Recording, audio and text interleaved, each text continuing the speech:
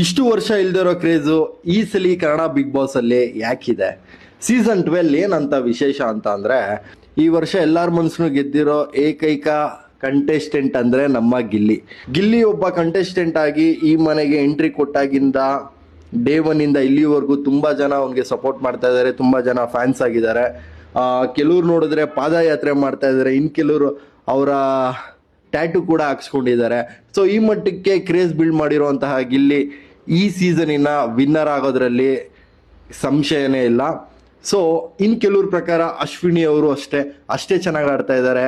ಅವರು ಗೇಮ್ ಆಗಲಿ ತುಂಬ ಚೆನ್ನಾಗಿ ಆಡಿದ್ದಾರೆ.